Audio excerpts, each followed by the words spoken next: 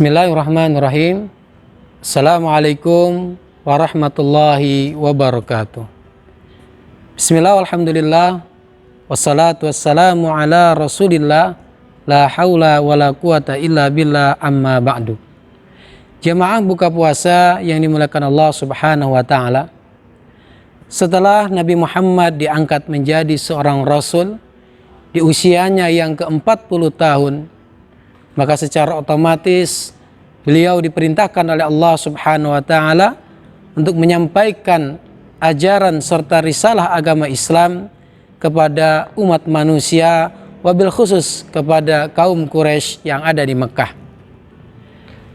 Seiring berjalannya dakwah beliau di kota Mekah, kemudian satu persatu di antara mereka beriman kepada Allah dan memeluk agama Islam.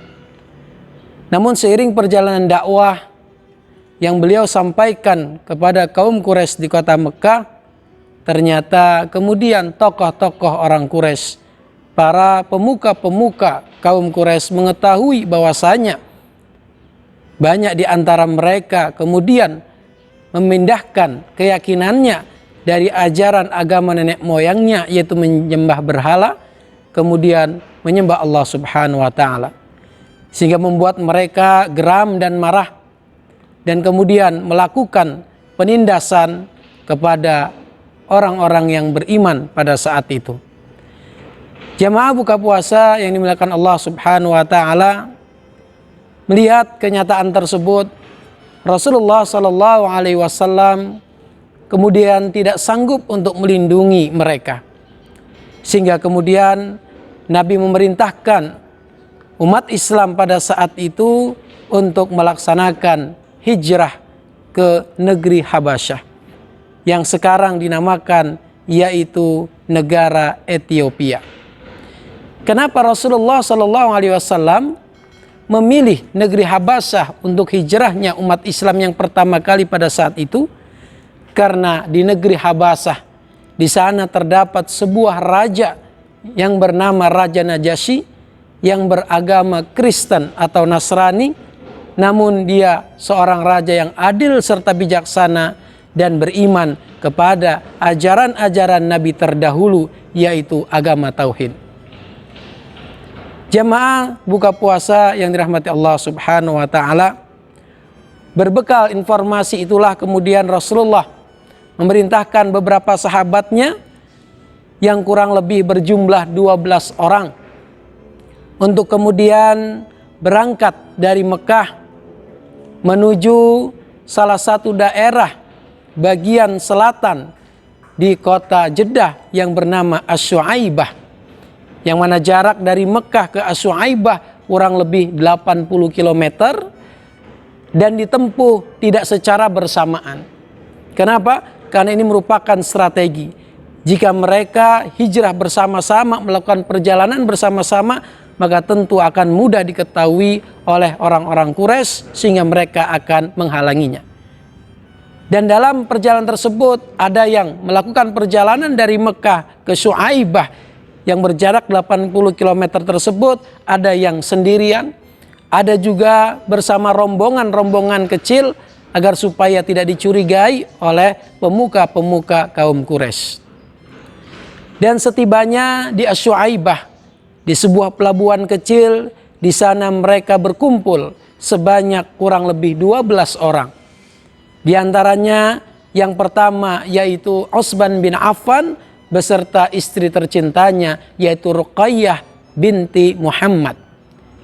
Yang ketiga dan yang keempat yaitu Abu Huzaifah bin Uqbah bersama istrinya yaitu Sahlah binti Suhail. Kemudian sahabat yang kelima yaitu sahabat Zubair bin Awam. Yang keenam yaitu Abu Sahrah bin Abi Raham al-Amiri. Yang ketujuh yaitu sahabat Suhail bin Bayda. Yang kedelapan sahabat Abdullah bin Mas'ud.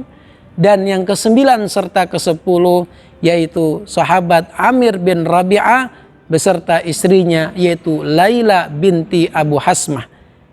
Dan kemudian juga ikut beserta mereka Mus'ad bin Umair serta Utsman bin Ma'zum. Kurang lebih totalnya 12 orang yang melakukan perjalanan pertama yaitu ke negeri Habasah dengan berkumpul di negeri Syuaibah atau di tempat yang bernama Asy-Syuaibah yang berada di selatan kota Jeddah. Di sebuah pelabuhan kecil mereka kemudian menyewa 2 buah kapal kecil untuk melakukan perjalanan laut dari Jeddah menuju yaitu Habasyah, yang mana jaraknya kurang lebih adalah ratusan kilometer. Dengan bersabar mereka menempuh perjalanan tersebut. Jamaah buka puasa yang dimuliakan Allah Subhanahu wa taala, sesampainya di negeri Habasah kemudian diterima dan disambut baik oleh Raja Najasyi, kemudian diberikan perlindungan, dalam bahasa sekarang yaitu diberikan suaka oleh Raja Najasyi untuk bertempat dan diam di kota ataupun di negeri Habasyah. Singkat cerita, kurang lebih 1 bulan mereka berada di negeri Habasyah di bawah naungan dan perlindungan Raja Najasyi. Mereka diberikan kebebasan oleh Raja Najasyi untuk hidup serta beribadah sesuai dengan keyakinan mereka, yaitu menyembah Allah Subhanahu wa taala. Kemudian tak lama terdengar berita sampai ke negeri Habasyah bahwasanya orang-orang Quraisy mereka telah memeluk agama Islam. Namun ternyata ini adalah kabar buruk ataupun kabar bohong yang kita sebut sekarang yaitu dengan berita hoax, yang mana tujuannya disebarkan kabar bohong tersebut agar supaya 12 orang ini kembali yaitu ke Mekah. Namun jamaah yang dirahmati Allah Subhanahu wa taala, saat itu karena kegembiraan 12 orang yang sudah hijrah ke Habasah mendengar bahwasanya saudara-saudaranya ataupun orang-orang yang ada di Mekah mereka sudah masuk Islam, sehingga mereka kemudian memutuskan untuk kembali ke Mekah. Namun ternyata ketika kembali ke Mekah mereka kemudian ditangkap oleh pemuka-pemuka Quraisy dan kemudian diminta untuk kembali menyembah agama mereka terdahulu, yaitu menyembah berhala-berhalanya. Ketika mereka tidak mau mengikutinya, maka tak segan-segan mereka kaum Quraisy menyiksa serta menindas 12 orang yang hijrah ke Habasah tersebut. Jamaah yang dimuliakan Allah Subhanahu wa taala, kemudian seiring berjalannya waktu Rasulullah SAW semakin tak kuasa melindungi sahabat-sahabatnya serta orang-orang yang beriman pada saat itu untuk tetap tinggal di Mekah.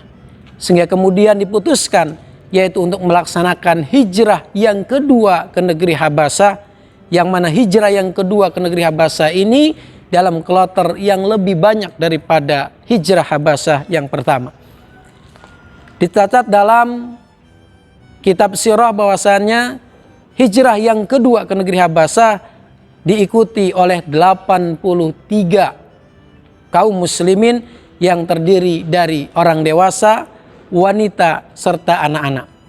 Yang mana rombongan kedua ini dipimpin oleh sahabat Nabi yang bernama Ja'far bin Abi Thalib. Melakukan hijrah yang kedua ke Habasah dan kembali diterima oleh Raja Najasyi dengan baik. Melihat banyaknya jumlah mereka yang hijrah ke Habasah, kemudian membuat kaum Quraisy, pemuka-pemuka mereka tambah marah dan geram, sehingga kemudian mengutus 2 orang yaitu Amr bin As dan Abdullah bin Abi Rabi'ah untuk menjemput ke Habasah, melakukan negosiasi dengan Raja Najasyi agar mereka kembali ke Mekah. Namun kemudian sebelum Raja Najasyi memutuskan akan menerima usulan dari Amr bin As dan Abdullah bin Abi Rabi'ah sebagai utusan dari kaum Quraisy. Karena dalam sejarah tercatat Raja Habasyah beserta dengan kaum Quraisy itu memiliki hubungan yang baik dalam masalah perdagangan. Oleh karena itu kemudian Raja Habasyah yaitu Raja Najasyi tidak langsung memutuskan, tapi kemudian beliau memanggil yaitu Ja'far bin Abi Thalib sebagai juru bicara dari kaum muslimin yang hijrah ke Habasyah pada saat itu, dan juga dipanggillah utusan dari kaum Quraisy melakukan sebuah dialog. Dan kemudian Raja Najasyi bertanya kepada utusan kaum muslimin melalui juru bicaranya Ja'far bin Abi Thalib, "Wahai Ja'far, kenapa engkau meninggalkan agamamu di Mekah? Dan kenapa engkau memutuskan untuk meninggalkan Mekah tempat kelahiranmu dan untuk bermukim di tempatku ini?" Ja'far bin Abi Thalib kemudian menjawab pertanyaan tersebut, "Wahai Raja Najasyi, kami dulu adalah orang-orang yang bodoh karena kami adalah orang-orang yang menyembah berhala, menghalalkan bangkai, senang dengan pertumpahan darah, dan banyak melakukan perbuatan-perbuatan mungkar. Sampai suatu saat Allah mengutus nabinya dari kalangan kami, yaitu bangsa Quraisy, yang kami betul mengenalnya dengan baik, baik secara nasabnya, akhlaknya, serta kejujurannya. Beliau mengajak kami untuk menyembah Allah serta mengimani Tuhan yang Maha Esa. Dilarang untuk menyembah batu dan berhala. Dia mengajarkan kepada kita untuk berkata jujur serta bersilaturahmi dan berbuat baik kepada tetangga. Melarang perbuatan-perbuatan mungkar. Namun kenapa kemudian mereka, para pemuka Quraisy, memusuhi kami? Bahkan mereka selalu menindas kami dan menyakiti kami agar supaya kami kembali menyembah patung dan berhala. Oleh karena itu kami kemudian memutuskan untuk hijrah ke negeri Anda, yang mana di negeri ini dipimpin oleh seorang yang adil dan bijaksana." Jamaah yang dimuliakan Allah Subhanahu wa taala, itulah jawaban yang disampaikan oleh Ja'far bin Abi Thalib ya, ketika diminta oleh utusan kaum Quraisy ya, dengan melobi Raja Najasyi agar supaya kembali ke Mekah. Mendengar penjelasan dan pemaparan dari Ja'far bin Abi Thalib selaku juru bicara, yaitu dari kaum Muhajirin yang hijrah ke Habasyah, kemudian Raja Najasyi menolak permintaan Amr bin As dan Abdullah bin Rabi'ah selaku utusan dari kaum Quraisy untuk membawa sahabat Muhajirin kembali ke Mekah. Dan seiring berjalannya waktu, Raja Najasyi juga kemudian masuk Islam dikarenakan mendengarkan penjelasan dari Ja'far bin Abi Thalib. Sehingga dengan keputusan tersebut Amr bin As dan Abdullah bin Rabi'ah kemudian kembali ke kota Mekah dengan kecewa serta tangan kosong.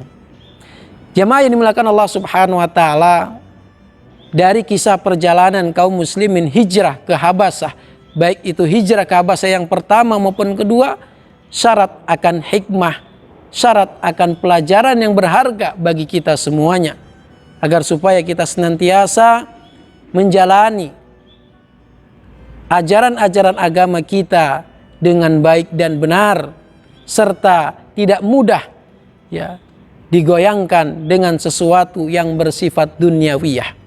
Mudah-mudahan Allah Subhanahu wa taala memberikan keteguhan hati serta keimanan kita untuk memeluk agama Islam serta menjalankan ajaran-ajaran agama kita dengan sempurna. Amin ya rabbal alamin. Semoga kultum sore hari ini memberikan wawasan serta manfaat, tentunya semangat kepada kita semua agar senantiasa istiqamah dalam mengamalkan ajaran agama Islam. Amin ya rabbal alamin. Wabillahi taufiq wal hidayah. Wassalamualaikum warahmatullahi wabarakatuh.